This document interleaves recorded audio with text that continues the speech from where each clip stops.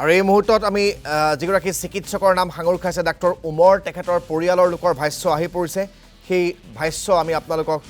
শুনুৱাব বিচাৰিছো पुलिस आई थी आपके किन किन लोगों को यहाँ से पुलिस ने उठाया है एक तो मेरे शौहर को मेरे देवर को और मेरी सास को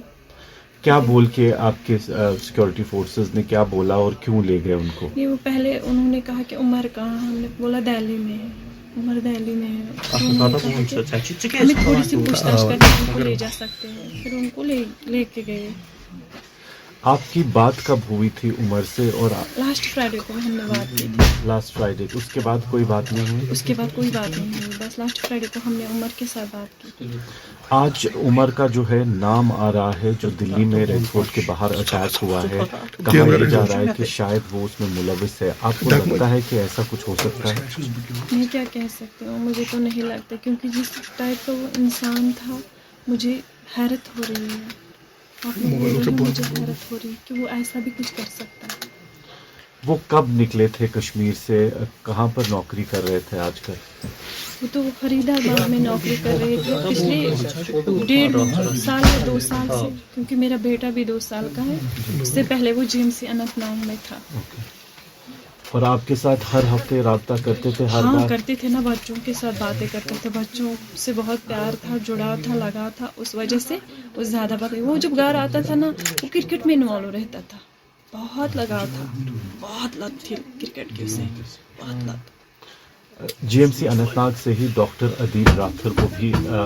जो है जम्मू कश्मीर पुलिस ने गिरफ्तार किया हुआ है उनका नाम भी आया है क्या उनके साथ कोई दोस्ती उनके साथ कोई राब्ता था इनका वो तो हॉस्पिटल का रूल है वो तो उन्हें वहीं पता होगा या तो हमारे घर आता होगा तो मैं बोलती कि वो आया है वो जब आया ही नहीं मुझे पता ही नहीं मैं जानती भी नहीं मैं उसको नहीं जानती अदील को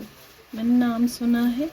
आप लोगों से बस डॉक्टर साहब पर इल्ज़ाम आ रहा है कि इसी ने किया है जो हमला हुआ इसने किया इसके हवाले से आपका क्या कहना है मैं क्या कह सकती हूँ इसके हवाले से बस मैं यही कह सकती हूँ कि इस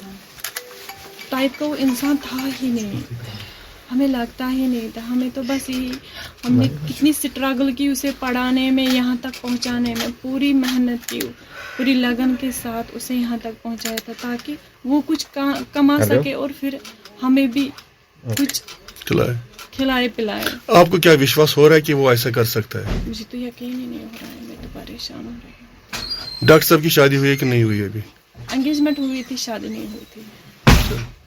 तो कितना टाइम हुआ उसको जब घर आया नहीं वो कितना टाइम पिछले 2 महीने से वो घर नहीं आया 2 महीने पहले आया था अब नहीं आया प्रियम जी आ रही है तो आपको लगता है कि वो इस आइडियोलॉजी का हिस्सा हो सकते थे या कुछ उनके दिमाग में ऐसा चल रहा था कभी आपको ऐसे तो कोई बात ही नहीं वो तो